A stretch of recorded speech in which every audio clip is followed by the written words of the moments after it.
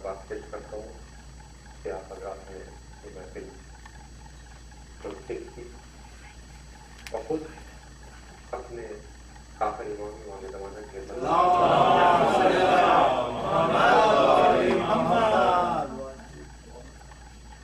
أعوذ بالله السميع العليم من الشيطان الرجيم بسم الله الرحمن الرحيم الحمد لله رب العالمين والصلاة والسلام على أشرف الأنبياء والمرسلين سيدنا ونبينا وشفيعنا ومولانا محمد اللهم صل على محمد أما بعد فقال الله سبحانه وتعالى في قرآن المجيد بسم الله الرحمن الرحيم إنما يريد الله ليذهب عنكم الرجس أهل البيت يطهركم تطهيرا اللهم صل على محمد وعلى محمد. جیسا کہ حضرات آپ جانتے ہیں کہ اس کی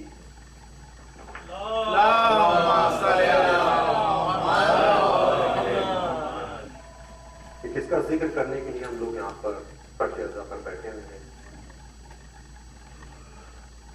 وہ سیدہ کہ اگر رسول پہنچ جائیں اور اگر وہاں پر سیدہ آ رہی ہوں تو آپ تعظیم کے لیے کھڑے ہو جائیں. تو ہاں عزیزوں، کیوں نہ ہو کہ قرآن مجید میں ملتا ہے کہ اگر جناب مریم کی تلاوت ہو رہی ہو، وہ جناب مریم کے جن کے نام پر صرف ایک سورہ، لیکن وہ کیا کہنا ہماری آپ کی شہزادی کونین کا، یہ جن کے نام پر سورہ انا اطعنا بھی ہو، سورہ انا انزلنا بھی ہو، آیہ معدت بھی نازل ہو رہی ہو. اور مریم کے معنی تو ایک کنیز کے ہوتے ہیں، ایک مجاورہ کے ہوتے ہیں کہ جو خدمت گزاری کرنے والی. لیکن کیا کہنا ہماری آپ کی شہزادی کا کہ اللہ کے ناموں میں سے ایک نام کہ وہ شہزادی کہ جن کا نام نہ تو رسول نے رکھا اور نہ آپ کا نام آپ کی والدہ نے رکھا، بلکہ یہ نام تو ایک الہامی ناموں میں سے ایک نام فاطمہ.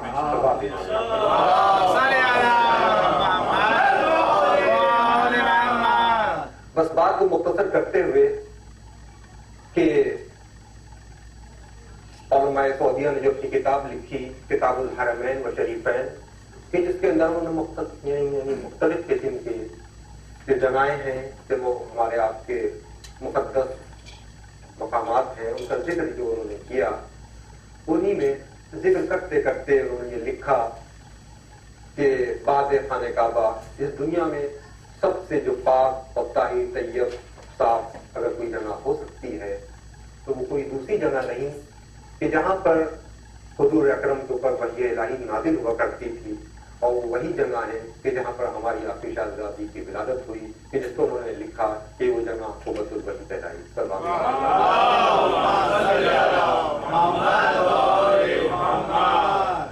تو ہاں عزیزوں، وہ جناب سیدہ کہ اگر صاحب بھی آپ کی بابا کی خدمت میں آ جائے تو وہ یہ کہہ کر اس سے کہہ دیں کہ دیکھو تم جاؤ، تمہاری حاجت جو ہے سیدہ کے در پر جو ہے وہ پوری ہو سکتی ہے. ساحل پہنچ جاتا ہے در سیدہ پر، جا کر کے سوال کرتا ہے کہ میں مسافر ہوں، میں ایک بھوکا ہوں، میرے پاس لباس نہیں ہے.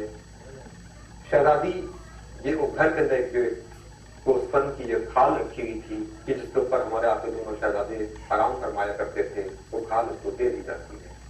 لیکن پھر وہ سوال کرتا ہے کہ اس سے تو میری حاجت پوری نہیں ہو سکتی ہے، تو جو شہزادی کا جو پہنا ہوا نیکلس تھا، جو ہار تھا، وہ اس کو دے دیا جاتا ہے. اب وہ ہار لے کر کے دوبارہ مسجد نبوی میں داخل ہوتا ہے. داخل ہونے کے بعد ندا دیتا ہے یا آواز دیتا ہے کہ کوئی ہے تو خریدنے والا، کہ رسول بیٹھے ہوئے ہوتے ہیں، رسول کی آنکھوں سے آنسو نکل آتے ہیں اور کہتے ہیں کہ یہ تو وہ ہار ہے جس کو کوئی خرید نہیں سکتا ہے. وہیں پر بیٹھے ہوئے عمار یاسر ہوتے ہیں، کھڑے ہوتے ہیں، ہار جوڑ کر کہتے ہیں کہ یا رسول اللہ کیا اجازت ہے کہ آپ میں اس ہار کو خرید لوں؟ رسول اجازت دیتے ہیں. وہ ہار کو خریدنے کے بعد گھر میں آتے ہیں. آنے کے بعد مشتمبر اس کو پاک کرتے ہیں، اپنے غلام ریحام کو دیتے ہیں اور اس سے کہتے ہیں کہ میں نے تم کو جو ہے آزاد کر دیا ہے، اب تم جو ہو رسول کی ملکیت میں ہو. اور ادھر وہ شخص جو سوال کر کے آیا تھا وہ یہ کہتا ہوا جا رہا تھا کہ کیا قیمتی وہ ہار ہے کہ جس نے ایک بھوکے کو کھانا کھلا دیا، ایک مسافر تھا اس کو سفر پہ جانے کے لیے اس کو سواری مل گئی، جس کے پاس لباس نہیں تھا اس کو لباس مل گیا، اور جو غلام کہ جس کو ہمارے یاسین رسول کی صحبت نے دے دیا تھا کہ تم جاؤ اب جا کر کے تم ان کی ملکیت میں ہو، لیکن جب وہ پہنچتا ہے وہ ہار لے کر کے تو جناب سجدہ کے پاس یعنی رسول جو ہیں اس سے کہہ دیتے ہیں کہ دیکھو تم جو ہو اب جو ہو سیدہ کی ملکیت میں ہو، تم جاؤ۔ بس جیسی وہ یہ جاتا ہے جانے کے بعد جناب سیدہ سے بیان کرتا ہے کہ رسول نے یہ کہہ کر مجھے بھیجا ہے، بس شہزادی کہتی ہیں کہ جاؤ میں نے تم کو آزاد کر دیا، بس وہ یہی کہتا ہو جاتا ہے کہ کیا اس قیمتی ہاتھ ہے کہ جس کی وجہ سے مسافر جس کے پاس سواری نہیں تھی اس کو سواری مل گئی، جو شخص بھوکا تھا اس کو غذا مل گئی، اور جس کے پاس لباس نہیں تھا اس کو لباس مل گیا۔ صلی اللہ علیہ وسلم۔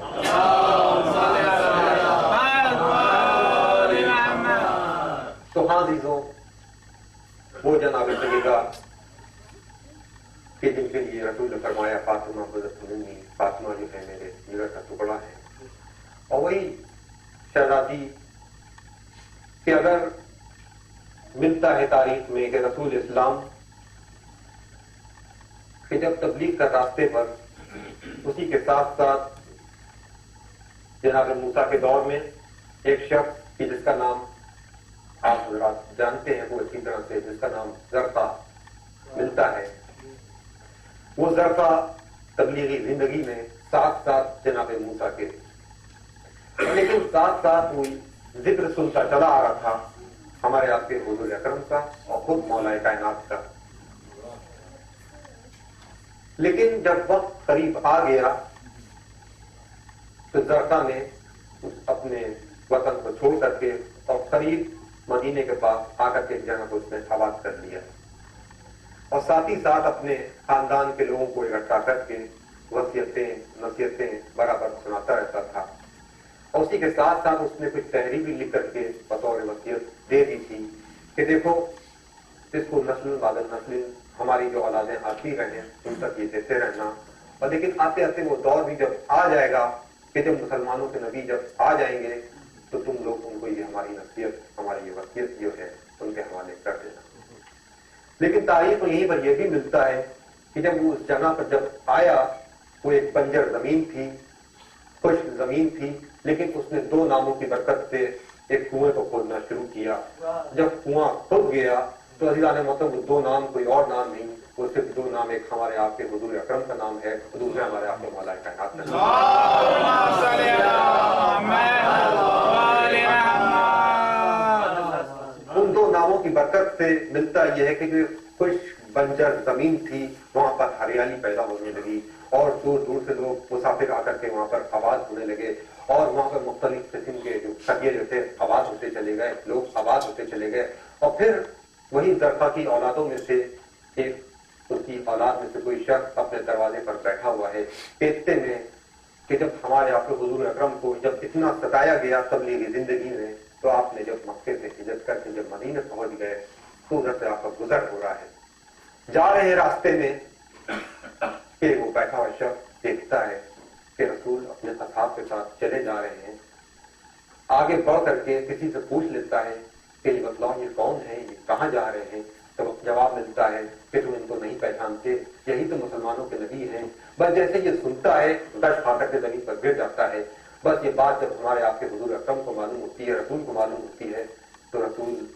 پلٹ کر آتے ہیں، آنے کے بعد زمین پر بیٹھتے ہیں اور اس شخص کے سر کو لے کر کے اپنے زانو اگست پر رکھ کر کے اس کے سر پر شفقت سے ہاتھ لینا شروع کرتے ہیں، اور بس جیسے ہی اس کی آنکھیں کھلتی ہیں بیٹھ سے اس پہ واقع ہوتا ہے تو رسول کے چہرے کو دیکھتا ہے اور فوراً اس کے زبان سے یہ جملے نکلتے ہیں کہ مجھے جو ہے اپنا دین لائیے، مجھے کلمہ پڑھائیے۔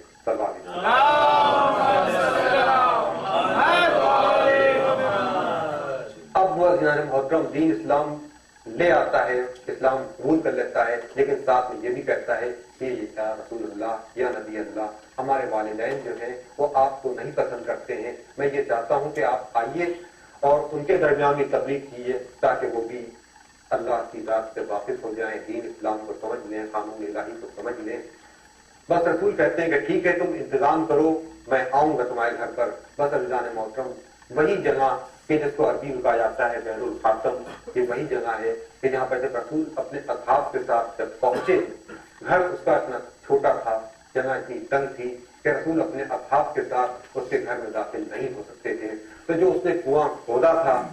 उसी के किनारे उसने इंतजाम कर दिया था खाने का, पीने का। अब रसूल अपने असहाब के साथ वहीं बैठ जाते हैं कि उसके खानदान के जो लोग होते हैं, जो अब तक के नस्ल बाद नस्ल जो सुनते चले आ रहे थे, जो वसीयत पढ़ते चले आ रहे थे, वो इस इंतजार में थे कि देखना चाह रहे थे कि वो बात आगे पेश आती है कि नहीं आती है। लोग आगे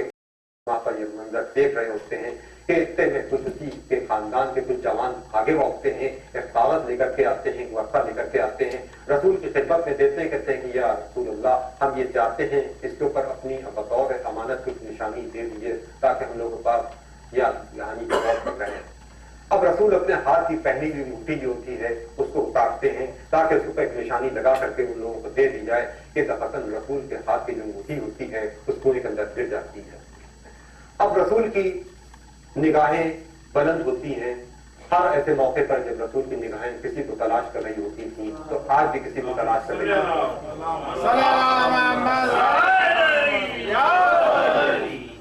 अब रसूल की निगाहें बुलंद होती हैं, बौखते बौखते यहाँ तक कि मौला के चेहरे पर डाकर होती है। उधर से मौला भी समझ जाते हैं, मौला मुस्कुराते हैं कि रसूल ने इजाजत दे दी है। मौला आगे बढ़ते हैं, करीब आते हैं, उस कुएं के पास कुछ पहुंचते हैं, लेकिन क्या देखते हैं पानी के अंदर जो रसूल के हाथ की जो बूटी होती है, पानी जोश देता जा रहा होता है, जो उसका झाग जो था पानी का, उसके ऊपर रसूल के हाथ की जो बूटी होती है जो उस कुएं के अंदर गिर गई थी, वो आहिस्ता आहिस्ता पानी बुलंद होना शुरू होता है। यहाँ तक इतना बुलंद हो जाता है कि मौला अपने अंदर हाथ डालते हैं, मूर्ति उठाते हैं, ला करके रसूल की खिदमत में दे देते हैं। तो मैं कहूंगा कि तमाम जो हाजी जब हज करने जाते हैं, बल्कि इसको ये अपना शर्त समझते हैं कि इस पानी को लेकर के आ जाओ ताकि इसकी वजह से लोगों की जो बीमारियां हैं वो दूर हो जाएं। तो मैं कहूंगा जब पानी के अंदर इतनी खुसूसियत पैदा हो जाए एक रसूल के हाथ की पहनी हुई मूर्ति की, तब अगर उन्हीं के गोद के पाले हुए अगर किसी जमीन के ऊपर आ जाए, वो जमीन हमारे आपके लिए काफी शिफा करार पा जाए, तो इसमें कौन शिकायत की बात।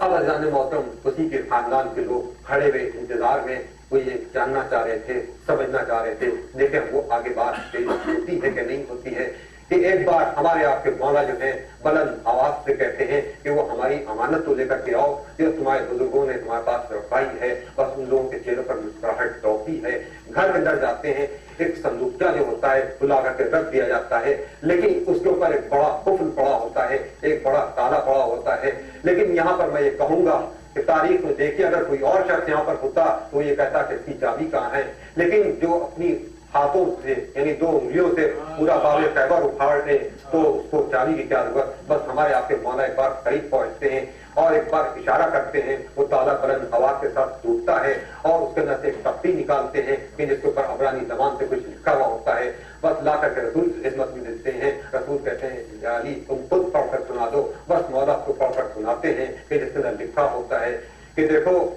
ये वो जमीन है कि मैं आज ही से आज अपनी जिंदगी से यानी इसको आज ही की तारीख से मैं इसको जो हूँ रसूल के ऊपर दिए देता हूँ। अब इसको इस्तेमाल करने का हक सिर्फ रसूल को है या उनकी औलाद को है। अब अगर इसके अलावा कोई और इसको इस्तेमाल करेगा तो ये उसके लिए हराम करार पाएगी। सब